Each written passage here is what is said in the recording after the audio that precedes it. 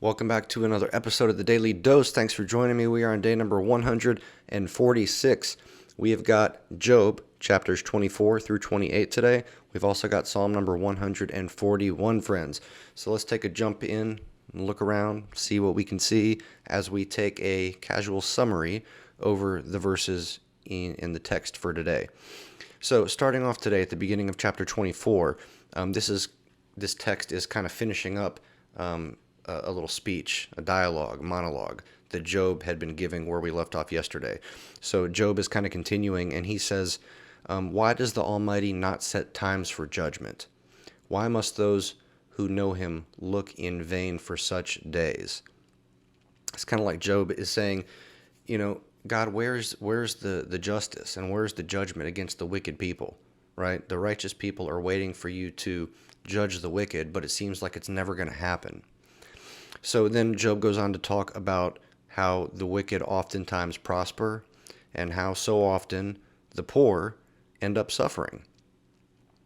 Then we go on to a conversation that involves Bildad, right? Bildad's got some stuff to say, and I'll just go through a few of these verses. It says, Then Bildad the Shuhite replied, Dominion and awe belong to God. He establishes order in the heights of heaven. Amen. That's the truth, right?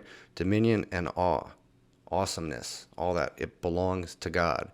And he does establish order in the heights of the heavens, in the galaxy, in all of the stars and the planets and everything that we see in the heavens and in the heavenly realm, right?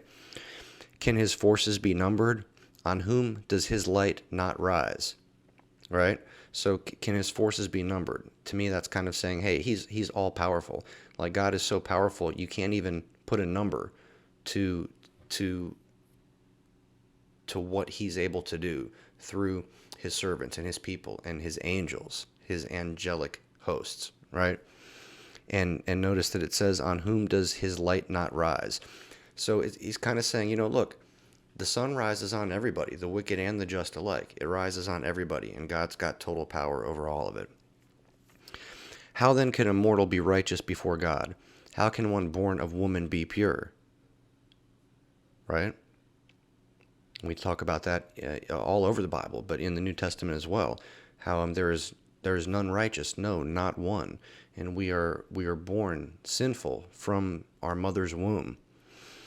And then it goes on to say, if even the moon is not bright, and the stars are not pure in his eyes, how much less a mortal, who is but a maggot human being, who is only a worm, right? So from there we move on to Job's final words to his friends. And Job says, as surely as God lives, who has denied me justice, the Almighty, who has made my life bitter, as long as I have life within me, the breath of God in my nostrils, my lips will not say anything wicked, and my tongue will not utter lies. So wow, here again, Job is saying, as surely as God lives, and he's the one who seems to be denying justice, right? He's made my life bitter, right? But even with all of that being said, as long as I have life within me, as long as I have the breath in my lungs that God gave me, my tongue will not utter lies. I will not curse God. It seems to be what he's saying here. And then after this, there's a little section that in my Bible is titled or captioned as the interlude. And it talks about where is wisdom found, right? That's one of the topics, wisdom, and where is it found. And so he talks about where all kinds of precious metals and stones are found, like where gold can be found and where, silver and diamonds and rubies and so on and so forth. These various places where those things can be found. And but then he goes on and he says, but where is wisdom found? Like, we know where to find all of these seemingly precious gems and precious stones and precious metals, but where is wisdom found?